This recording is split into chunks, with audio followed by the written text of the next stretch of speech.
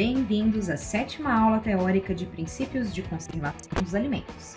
E na aula de hoje, nós vamos dar início aos métodos físicos não térmicos de conservação. Mais especificamente, vamos conhecer como lavagem, centrifugação e filtração auxiliam na prolongação da vida de prateleira de vários gêneros alimentícios. Até aqui, vocês aprenderam sobre os métodos químicos e bioquímicos e agora nós vamos entrar mais fundo nos métodos físicos de conservação. Enquanto que nos métodos químicos ou bioquímicos, as substâncias ou micro-organismos são empregados com a finalidade de promover a conservação, nos métodos físicos, nada é adicionado ao alimento. Os métodos físicos, eles prolongam a vida útil por meio do uso de estratégias que reduzem, inibem ou matam os agentes de deterioração. Essas estratégias podem envolver o uso de barreiras protetoras que dificultam o acesso do agente deteriorador, como é o caso das embalagens, ou ainda envolver a transferência de massa e energia, a qual pode ser mecânica, eletromagnética ou térmica. As tecnologias que empregam a transferência de massa, energia mecânica e eletromagnética, ou que se utilizam de barreiras protetoras para aumentar a vida de prateleira dos alimentos, são classificadas como métodos físicos não térmicos, uma vez que essas tecnologias não visam eliminar o agente de deterioração por meio do aquecimento, resfriamento ou congelamento. Em resumo, métodos físicos não térmicos podem ser entendidos como o conjunto de tecnologias nas quais a transferência de calor não é a responsável pela conservação dos alimentos. Apesar dos processos de aquecimento e resfriamento não serem um ponto-chave, isso não significa que as variações de temperatura não sejam permitidas nas tecnologias consideradas não térmicas. A exemplo disso, nós temos a secagem de frutas em temperaturas em torno de 50 graus Celsius. Um aquecimento do alimento vai acontecer durante a secagem, todavia, a temperatura não é suficiente para garantir a conservação. Nesse caso, a desidratação será o fator decisivo para a extensão do tempo de prateleira da fruta. Entre as tecnologias ou procedimentos que iremos classificar como não térmicos, nós temos a lavagem, centrifugação, filtração, desidratação, embalagens e as tecnologias emergentes, como irradiação e o emprego de pressão hidrostática. Para essa aula, vamos abordar alguns aspectos da lavagem, centrifugação e filtração. Técnicas essas muitas vezes não consideradas pelos autores como métodos de conservação, e sim como procedimentos auxiliares. No entanto, nós vamos ver que essas operações são essenciais para prolongar a integridade do alimento e, por essa razão, as mesmas são consideradas métodos de conservação no âmbito dessa disciplina. A lavagem é uma etapa-chave no processamento de vários alimentos e tem como finalidade reduzir a carga microbiana inicial e desacelerar o processo de biodeterioração. Principalmente em tubérculos, os quais são coletados com uma quantidade significativa de matéria orgânica e terra, a lavagem ajuda a remover sujidades microscópicas e, juntamente com elas, eventuais micro-organismos aderidos à sua superfície. A lavagem pode ser executada de forma manual ou mecânica, sendo que ambas as formas promovem o atrito com a superfície do alimento, ajudando a desprender células e biofilmes microbianos, que podem acessar as porções mais internas do produto após o processamento. Para entendermos a exata contribuição do processo de lavagem sobre a conservação dos alimentos, a mesma deveria ser feita somente com água potável. No entanto, a que se observa na indústria é a associação da lavagem com tensoativos ou substâncias químicas como cloro. Esses compostos adicionados à água potável potencializa o efeito da remoção mecânica dos micro-organismos sobre a superfície de frutas, verduras, tubérculos, carcaças e ovos. Durante a etapa de lavagem, vegetais considerados inadequados ao processamento são descartados para a padronização do produto final. Caso a matéria-prima apresente elevada contaminação microbiana, além do detergente, cloro pode ser adicionado à água em uma concentração entre 100 a 200 ppm de cloro livre. Em carcaças e ovos, a lavagem associada a sanitizantes tem como principal finalidade eliminar patógenos, uma vez que esses alimentos podem ter contato com o conteúdo intestinal do animal.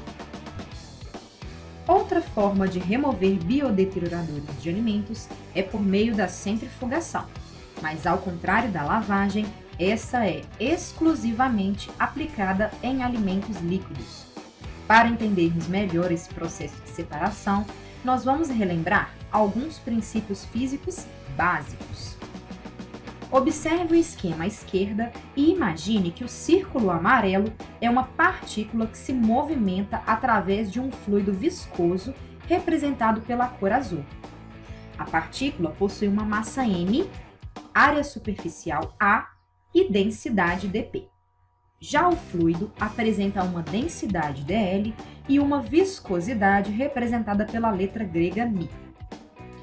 Uma partícula sólida ou gota de líquido se movendo através de um meio fluido viscoso, sob a influência da gravidade, acabará por atingir uma velocidade constante, a qual chamamos de velocidade de sedimentação, caso a partícula se mova para baixo.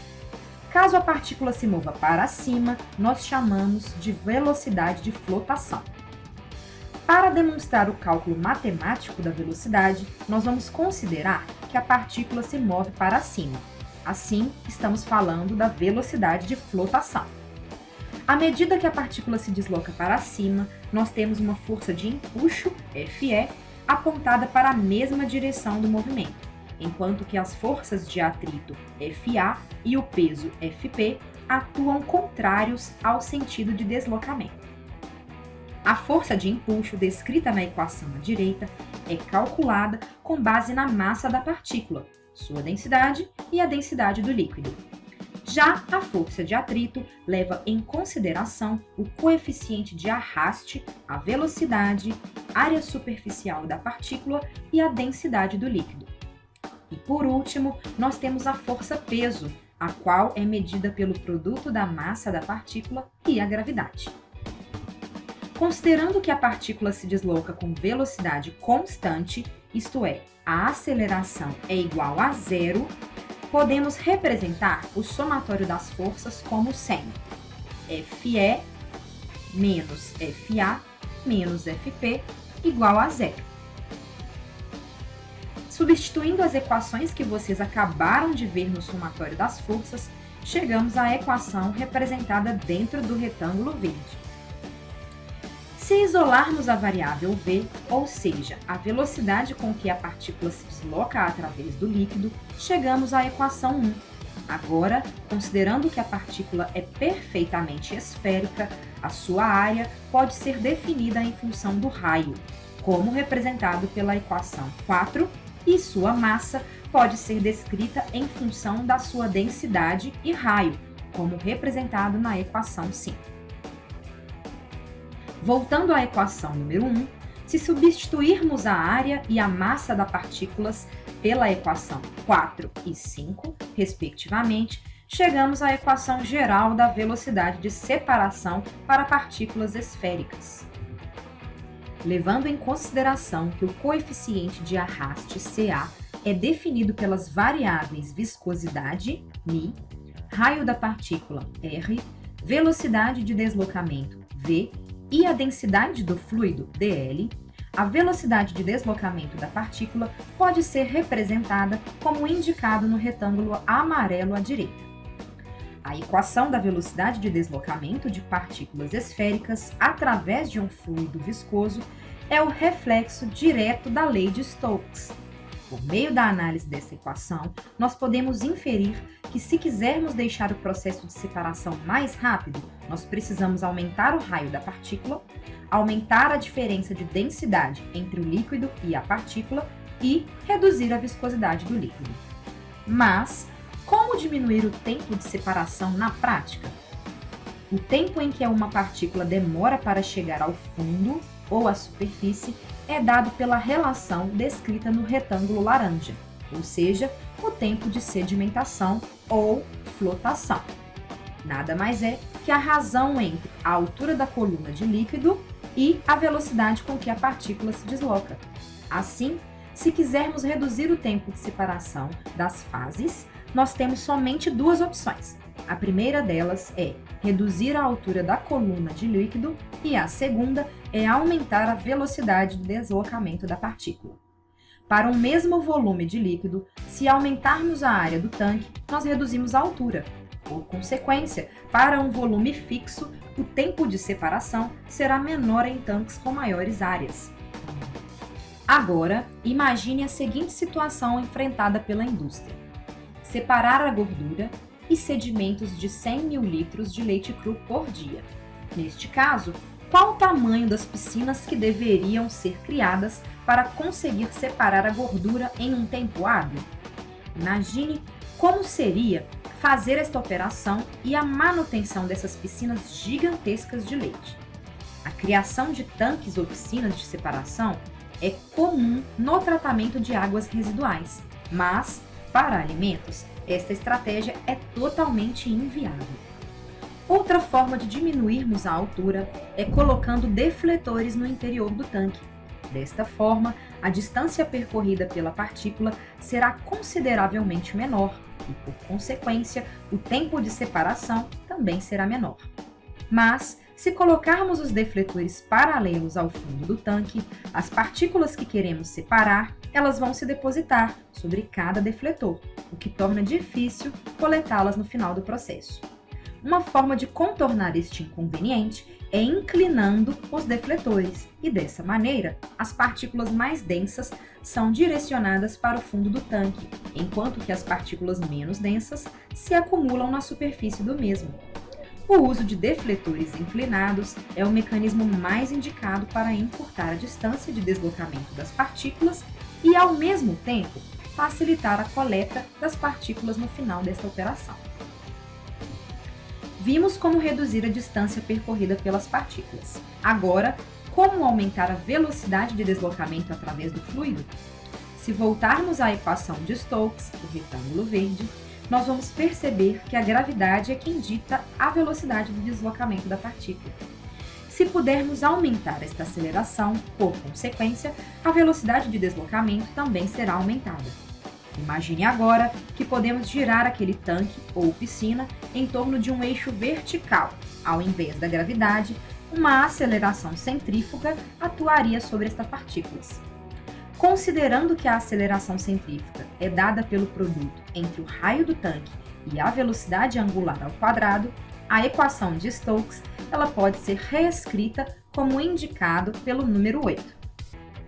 Considerando a velocidade angular com um fator dependente do número de rotações por minuto, como indicado em 9, a equação final de Stokes pode ser definida como indicado pelo retângulo azul.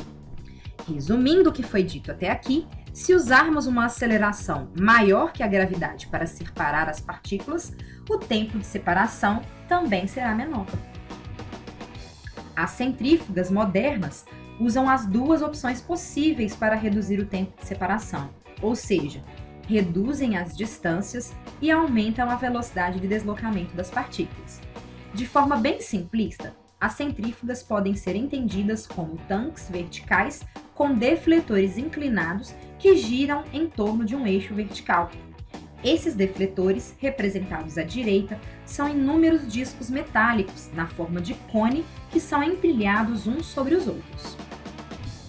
A indústria utiliza-se de dois tipos diferentes de centrífugas, as separadoras e as clarificadoras. As separadoras produzem duas fases líquidas aproveitáveis e são utilizadas principalmente em processos de separação de gordura do leite e do soro. Já as clarificadoras, que têm maior importância para nós no contexto dessa aula, produzem apenas uma fase líquida aproveitável e são usadas em processos conhecidos como degerminação ou lactofogação.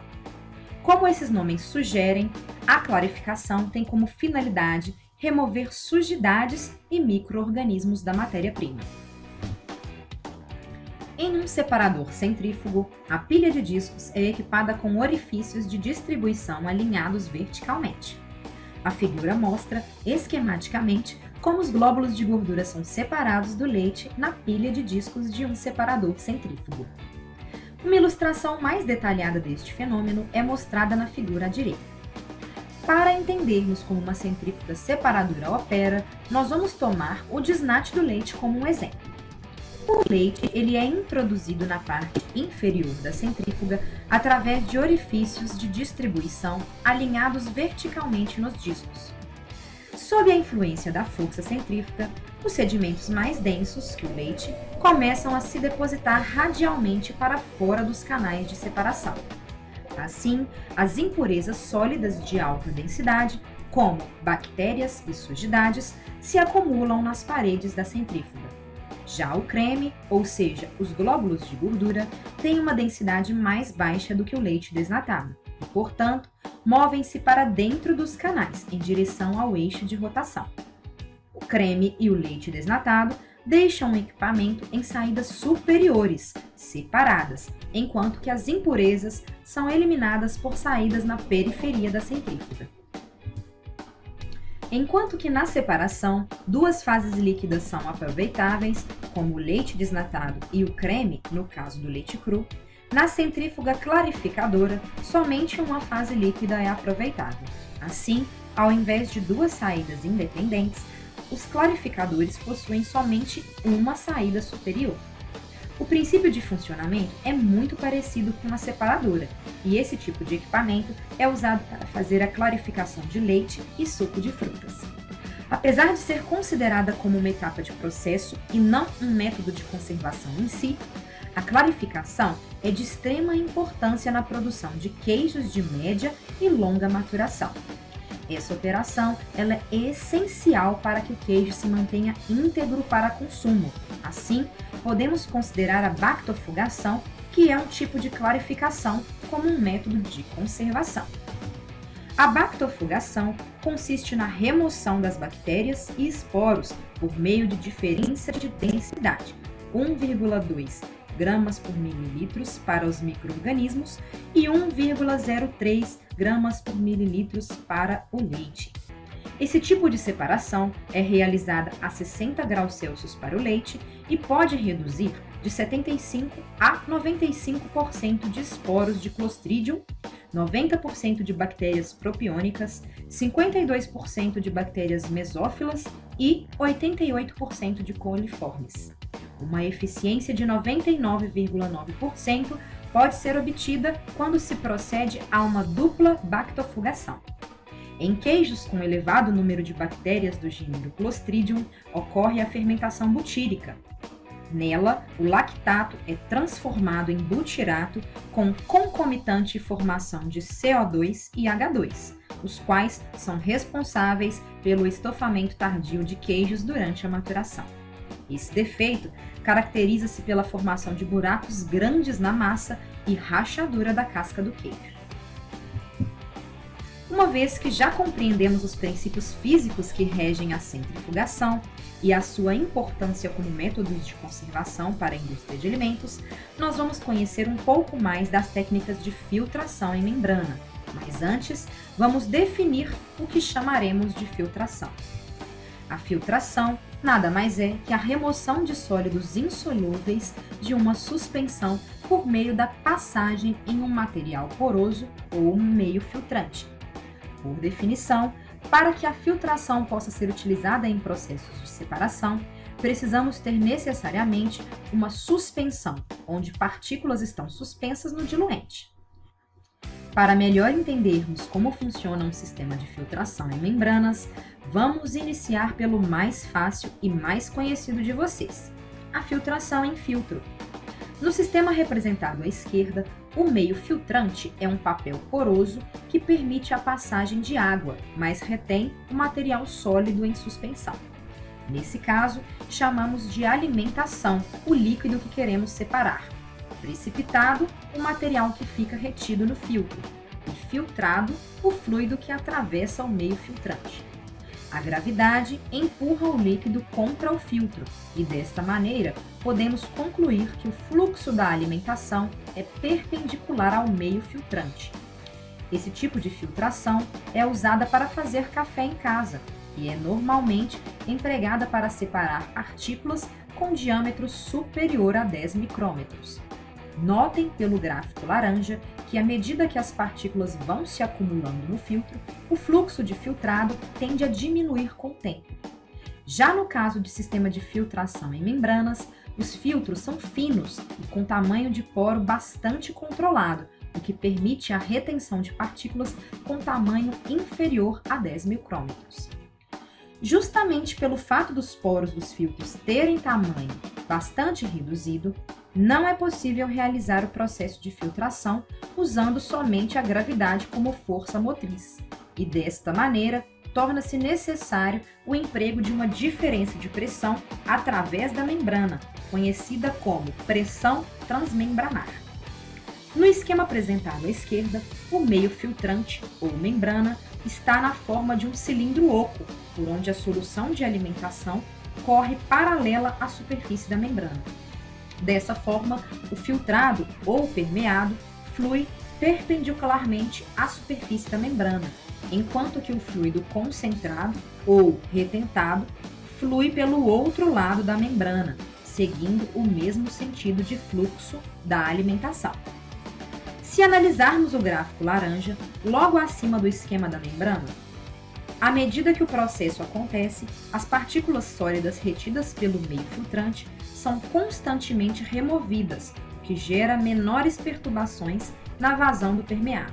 No entanto, é inevitável que algumas partículas se acumulem sobre a superfície da membrana, entupindo os poros. Isso explica porque a vazão do permeado vai reduzindo com o tempo de filtração. Notem aqui que introduzimos os conceitos de alimentação, retentado e permeado. A alimentação pode ser entendida como a vazão da solução a ser concentrada ou fracionada. Retentado nada mais é que a fração líquida que não consegue atravessar os poros da membrana. Em outras palavras, podemos dizer que o retentado ele é o líquido concentrado. Já o permeado pode ser visto como o filtrado, ou líquido que atravessa a membrana. Como dito anteriormente, a pressão transmembranar ela é a força motriz que empurra o permeado através da membrana e pode ser representada matematicamente pela equação apresentada no retângulo laranja, onde P1 é a pressão na alimentação, P2 é a pressão do concentrado na saída do módulo e P3 é a pressão do permeado que deixa a membrana. Como também dito, ao longo do tempo de separação, ocorre uma redução do fluxo, como resultado do entupimento ou bloqueio transitório dos poros da membrana, certo? Durante a filtração, ocorre um aumento na concentração de solutos e de moléculas retidas na proximidade da membrana, formam a camada chamada de polarizado. Como consequência, percebe-se que uma rápida redução da velocidade do fluxo do soluto através da membrana por aumento da viscosidade e da pressão osmótica. A concentração de solutos na proximidade da membrana, especialmente de proteínas, pode alcançar valores tão elevados que chega a se formar uma camada de gel, que é um fenômeno conhecido como embotamento. O embotamento também pode decorrer da adsorção de proteínas e bloqueio dos poros, e o problema pode se tornar ainda mais grave, caso os géis formados forem compressíveis e se a pressão transmembranar for elevada com o propósito de aumentar o fluxo. Enquanto a camada polarizada costuma ser um processo reversível, que pode ser solucionado com mudanças no fluxo da alimentação, o embotamento ele é irreversível. Embora esses fenômenos sejam inevitáveis, seus efeitos podem ser reduzidos por meio de um escoamento turbulento, que aumenta o cisalhamento na superfície da membrana e diminui a formação da camada polarizada. Apesar do ajuste na velocidade do fluxo prevenir esse tipo de problema, lavagens periódicas invertendo a direção do fluxo são extremamente necessárias para remover as partículas fortemente aderidas. A quantidade de permeado que atravessa a membrana ou o fluxo de permeado pode ser determinado matematicamente pela equação apresentada acima. Essa equação leva em consideração a viscosidade da solução que permeia a membrana, μ, a resistência à transferência de massa através da membrana, RT, e a pressão transmembranar, ΔP.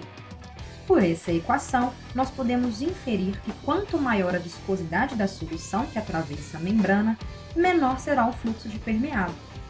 Também podemos inferir que os problemas como embotamento, camada de polarização e bloqueio físico dos poros também reduzem o fluxo de permeado.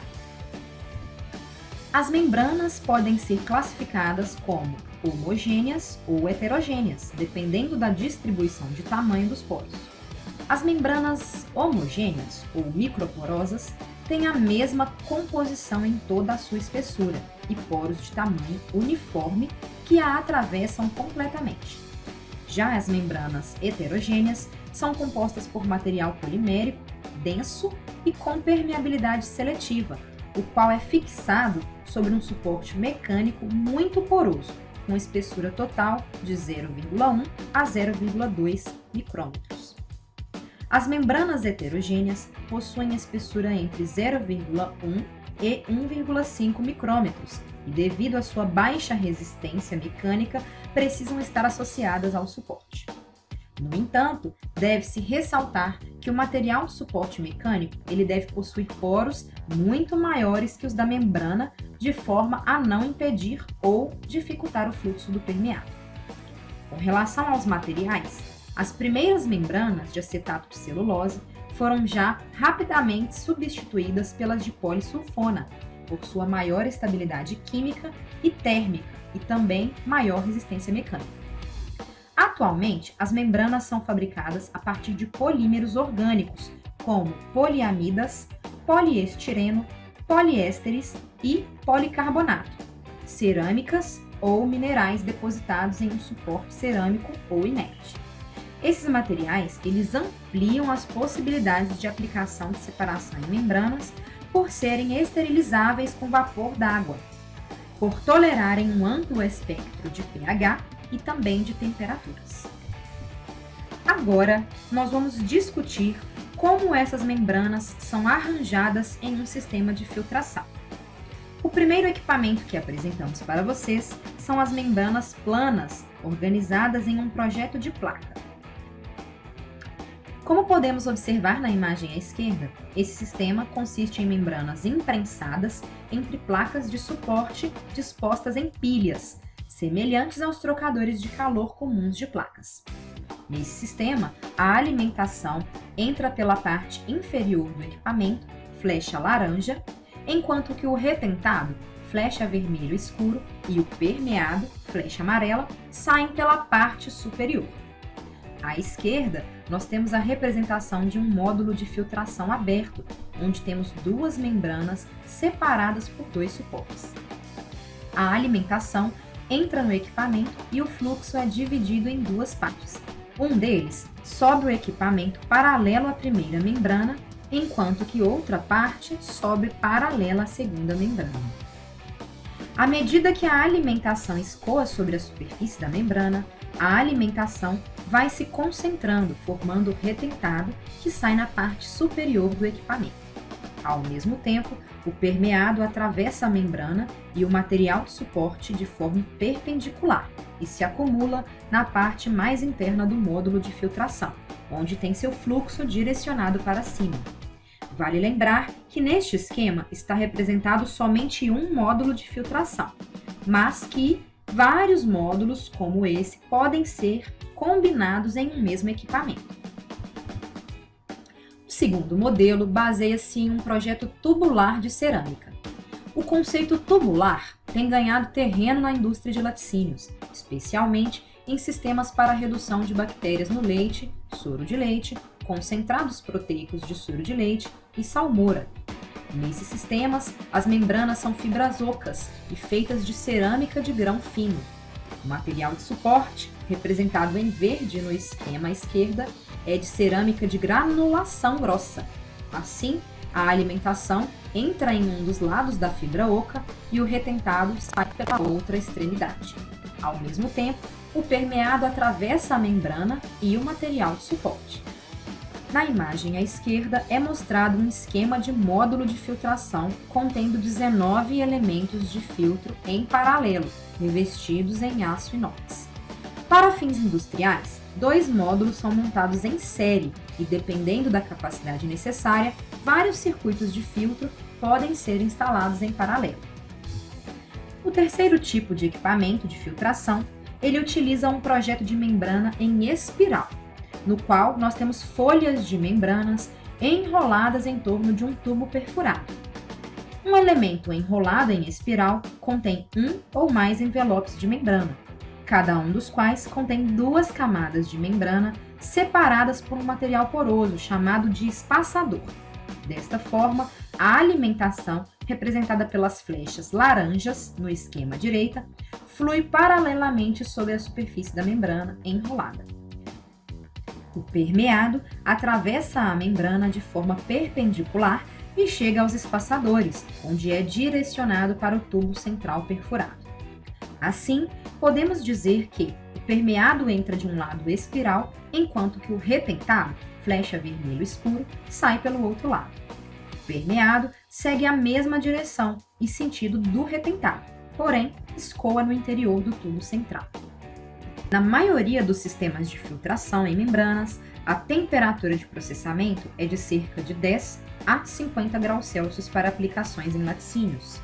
As plantas de filtração são normalmente complementadas com um sistema de resfriamento simples integrado ao circuito interno de circulação, assim para compensar o ligeiro aumento de temperatura que ocorre durante a operação.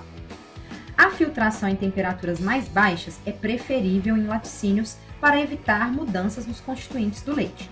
Além disso, sistemas de filtração não refrigerados ou com refrigeração ineficiente tendem a ter problemas de origem microbiana, formação de incrustações, quantinização de proteínas e menor vida útil das membranas. Com base no tamanho dos poros da membrana, os sistemas de filtração podem ser classificados como microfiltração, ultrafiltração, nanofiltração e osmose reversa. Na microfiltração, os poros variam entre 0,2 e 10 micrômetros de diâmetro e, assim, podemos separar partículas com peso molecular superior a 20 kDa. Em outras palavras, é possível remover bactérias, fungos, gotículas de gordura emulsificada e moléculas de amido do leite fluido. A membrana usada na ultrafiltração possui poros entre 1 nanômetro e 0,2 micrômetros de diâmetro. Nesta faixa, podemos reter moléculas com até 1 kDa, ou seja, proteínas, vírus, colóides e polissacarídeos. Já a nanofiltração utiliza membranas com poros ainda menores e permite separar moléculas com até 300 Daltons. Por esse sistema, podemos separar alguns íons, como sódio e cloro. Por último, temos a osmose reversa, cujos poros são tão pequenos que moléculas nanométricas de até 100 Daltons podem ser retidas. Basicamente, por esse sistema, somente água consegue se movimentar através da membrana, e podemos empregar esse sistema para concentrar soluções.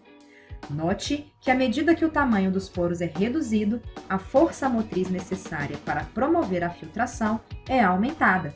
Isso ocorre porque a resistência ao fluxo do permeado aumenta drasticamente, o que é compensado pelo aumento de pressão transmembranar.